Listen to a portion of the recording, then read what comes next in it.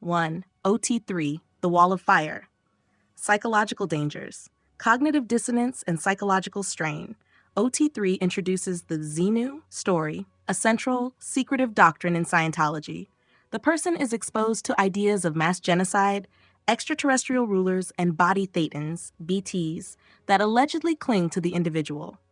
This sudden shift from more general self-help techniques to bizarre space opera beliefs can cause severe cognitive dissonance. Fear induction. Scientologists are warned that learning about OT3's content before they are ready could cause serious harm, including death.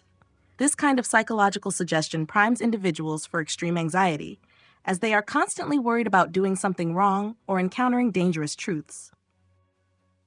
Physical dangers. Electrostimulation stress from the E-meter. During OT3, the E-meter is used extensively for auditing sessions that can last for hours.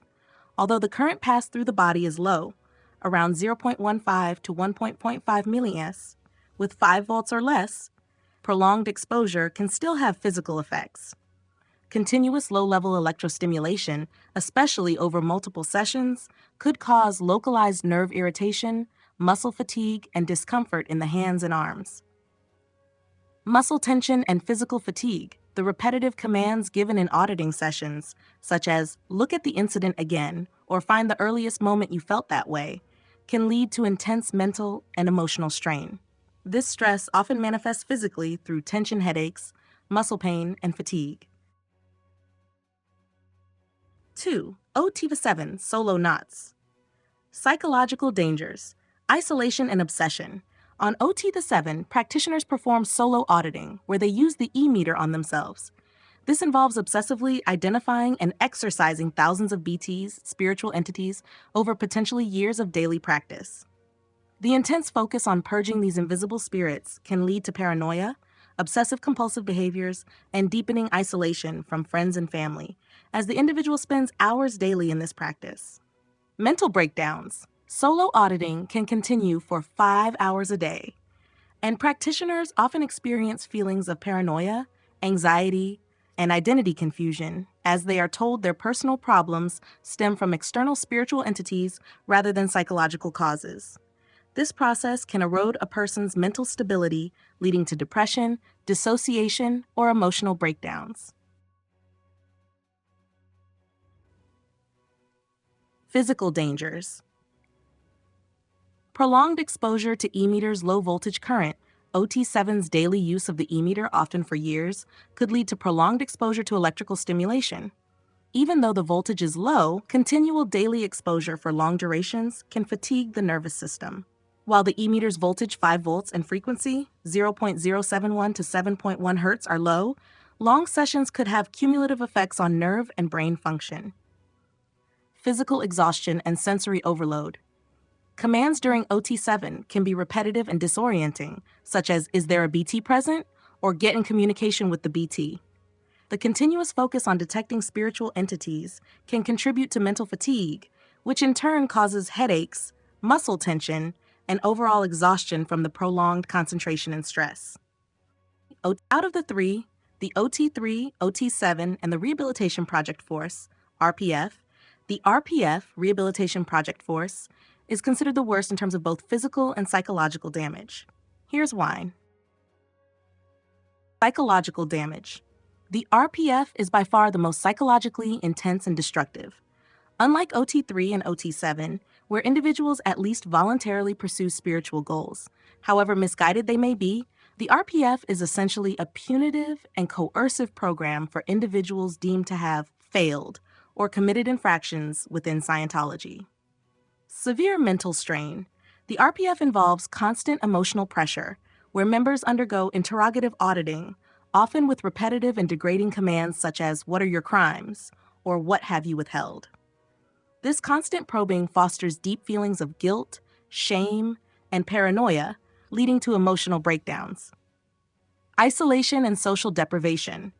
People in the RPF are isolated from friends, family, and the general Scientology community. They are cut off from normal communication and subjected to group pressure, further amplifying the psychological stress. The isolation can lead to loneliness, despair, and a complete breakdown of self-esteem. Psychological manipulation. The RPF's combination of intense auditing and harsh physical labor is intended to break individuals and force them to conform to the church's demands. Sleep deprivation, physical labor, and repeated accusations wear down the person's mental defenses, potentially leading to mental collapse, psychosis, or extreme dissociation. Physical damage. The physical dangers in the RPF are also more severe than in OT3 and OT7. Overwork and physical exhaustion. RPF members are often tasked with physically demanding labor for long hours, often under harsh conditions. This, combined with sleep deprivation, results in extreme physical fatigue and chronic health issues. People on the RPF have reported suffering from exhaustion, injuries, and long-term physical deterioration due to the relentless workload. Prolonged e-meter sessions. While auditing in OT3 and OT7 can involve long hours on the e-meter, the RPF intensifies this process. Members undergo 5 or more hours of intense auditing per day, leading to prolonged exposure to the low-voltage currents of the e-meter. Over time, this can cause nerve irritation, muscle fatigue, and chronic discomfort. Coupled with mental exhaustion, this may lead to psychosomatic illnesses, conditions where psychological stress manifests as physical symptoms. Malnutrition and poor living conditions. RPF members often live in poor conditions with limited access to proper nutrition and medical care. This adds to the physical toll, weakening their immune systems and making them more susceptible to illness and injury. HADA 3. Duration and escape? The RPF can last for years, much longer than the auditing processes of OT3 or OT7, which themselves can be drawn out over time, but are still aimed at completing specific goals.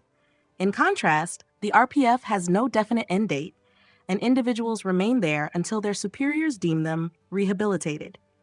This indefinite nature of the program amplifies the hopelessness and psychological despair felt by those trapped in it. Escape is difficult. People in the RPF are often heavily monitored and discouraged from leaving. The combination of fear, isolation, and brainwashing makes it incredibly difficult for individuals to leave, and the longer they stay in the program, the more damage accumulates. In comparison, OT3, the Wall of Fire, while OT3 introduces the disturbing Xenu narrative and can lead to cognitive dissonance, paranoia, and anxiety, it doesn't include the physical labor and isolation seen in the RPF. OT3 can be a psychologically difficult level, but is not as physically grueling or as long-lasting as the RPF. OT7. OT7 involves prolonged solo auditing, which can lead to obsession, paranoia, and emotional instability due to its focus on ridding oneself of body thetans. However, it doesn't carry the same level of punitive isolation, physical labor, or social deprivation that the RPF does. While mentally challenging, OT7 is still pursued voluntarily and doesn't subject individuals to the extreme physical stress of the RPF. Conclusion.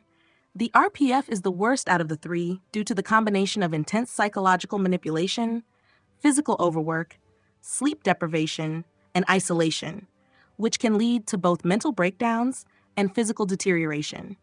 While OT3 and OT7 can be damaging, particularly psychologically, the RPF subjects individuals to a more comprehensive and oppressive regime of control, punishment, and abuse that makes it the most harmful of the three. Audiences know what to expect, and that is all they are